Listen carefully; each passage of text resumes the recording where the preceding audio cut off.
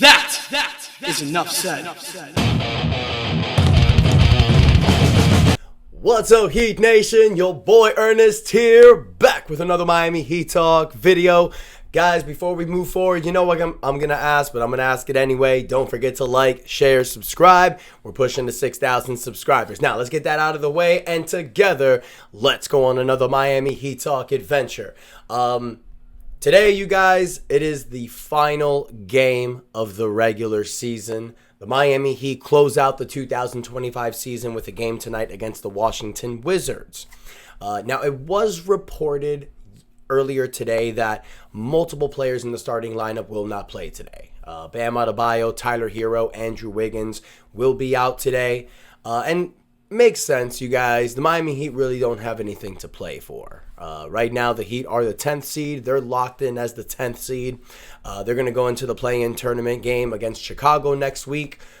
In that play-in tournament game, the Heat need to win that game in order to advance to the final game to possibly win the 8th spot in the playoffs. The Heat cannot do any better than the 8th seed.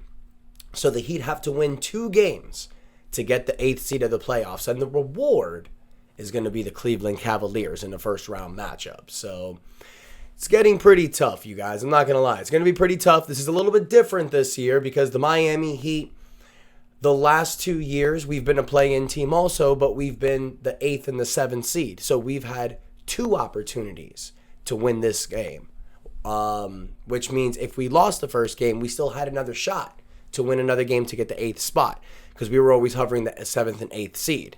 Now, as the 10th seed, you lose this first game, you are out. That's it. So it's smart not having Bam, Tyler, and Wiggs play. You want them to rest to be prepared for that game. Also because you don't want any freak injuries happening. So I get that. So Wednesday's going to be a true test for the Heat. Now, look, if the Heat don't win on Wednesday, it's not like it's all bad. We've talked about this before. If the Heat don't make the playoffs, they're going to get their first round draft pick, which will be lottery protected, which means they'll actually have a shot in potentially getting the number 1 pick. Very slim, but it's possible. But they lose their 2026 and 28 first round draft picks. We all know this, Heat fans, but I have to remind y'all in every video because I don't. People are going to be in the comments being like, oh, so got to say that. Anyways, but I think it's a win-win situation regardless. I'm not focused on 2026 and 2028 draft picks, to be honest, you guys. The real reason why I would love to keep the protection on those picks is because if you're trying to make a trade this offseason for a star caliber player to fit to this team, you may need some of those draft picks. But you'll still have 2 first-round draft picks this year if you don't make the playoffs. So you can potentially move those in a potential trade. So that's why I'm saying, you guys, it's a win-win situation regardless whether the Heat make the playoffs or not. Me personally, as a Heat fan, you look at this background, you guys, I love this Miami Heat team. I'd love the Heat to make the playoffs. I'd love the Heat to shock the world and beat Cleveland in the first round. Is it possible? Yeah. Is it likely? Nah. But it would be fun to see the Heat make the playoffs. I don't want this season to end yet. It's been a crazy 2025 NBA season, you guys. But one thing I am excited for tonight's game. You're going to see certain players play with Bam Adebayo, Tyler Hero, and Andrew Wiggins not playing. You're going to see, the regular guys. I'm sure Khalil Ware would play, Alec Burks, Kyle Anderson, Haywood Highsmith, Duncan Robinson, Jaime Jaquez, maybe even Terry Rozier. But the players that I'm really excited to see today, you guys, Keyshawn Johnson, Josh Christopher, and hopefully we get to see Isaiah Stevens. Last game, Keyshawn Johnson, you guys, there's a reason why he got this standard contract. Keyshawn Johnson looked nice the last game against the Pelicans. The Heat dominated the Pelicans 153-104 in the last game, you guys. Franchise record, by the way. But Keyshawn Johnson plays 7 minutes in garbage time. 10 points in 7 minutes with 2 rebounds. Then you have Josh Christopher coming off the bench. 2 points, 1 rebound, 1 assist. But one of those assists was a beautiful pass to Keyshawn Johnson. I like Josh Christopher and Keyshawn Johnson together. And I understand that we're doing this whole potentially going after a superstar in the offseason as a potential trade. And yeah, that would be cool. But the reason why I was saying in recent videos why it would be potentially best to trade for Kevin Durant opposed to any other superstars, not because I feel like Kevin Durant's the best player that's going to be available. He would be one of them, but you may not have to give up as much to get Kevin Durant. If you're going for Ant, if you're going for John Morant, if you're going for the Joker, you have to sell the farm and draft picks. Phoenix is in a position where they've blown it. They are not making not even making the play-in tournament. They're losing their draft pick. Their future's screwed. So they need to try to rebuild and retool. And trading Kevin Durant and potentially getting multiple draft picks may help them, which the Heat can offer. But one of the main reasons why I'd be cool if the Heat don't make a trade this offseason, it gives this youth movement another year to rebuild. It gives Tyler Hero and Bam Adebayo a full training camp and a full season of being those guys, those leaders in the locker room. It might help them evolve.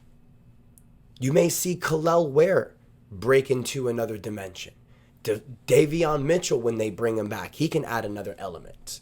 Duncan Robinson and Terry Rozier will be on expiring contracts. Andrew Wiggins is going to be on the final year of his contract before the player option hits. That may be almost $80 million in cap space you're going to have. Now you give more room for Nikola Jovic and Jaime Jaquez to develop. You could potentially have 2 first-round draft picks to add to this team. You'll still have Haywood Highsmith and Kyle Anderson, who are insane quality players coming off the bench. I understand that we're always whale hunting, you guys. But when we look at this team and you see how they're built, how they're coached, how they have this attitude, this never quit attitude, yeah, we've blown some double-digit leads. It's growing pains. I wouldn't be mad if the Miami Heat go for it again with this young team just to see what we have to offer. But I'll be honest with you guys, I don't think that'll happen. Simply because Pat Riley, who just turned 80 years old, who's still going to be with this franchise, is going to go for it. He wants to win a championship. I don't think Pat Riley wants to rebuild. I think the Heat are going to be players in the market this offseason. Whether they get somebody or not, how many years have the Heat been players in the offseason in the market and they've swung and missed? So it's going to be a really difficult offseason. It's going to be a very interesting offseason. Let's not forget that the Miami Heat are also going to have their mid-level exception, their biannual exception. So not only can you add players in the draft, you can also add players that can help you in the offseason. I think this Heat team is going to be a lot better. You've seen growth. Tyler Hero has become an all-star. Bam Adebayo moving to the power forward position happened towards the second half of the season. You've seen the upgrade with Bam Adebayo. I think both Tyler and Bam can be all-stars next season. I think Khalil Ware can grow and develop and get better. So can Davion Mitchell. And a lot of these players coming back, we can add a lot of noise. So in recap, you guys, the 2025 season, even though it was filled with drama with Jimmy Butler and everything, I think making that trade kind of freed us from this whole run-it-back mentality. And it says, let's build with this young core for the next 2 years. 2025 season and 2026 season. Let's see what we have. Maybe we can give this young crew a training camp together with some veteran additions in the off season. I'd be interested in seeing that. Don't get me wrong.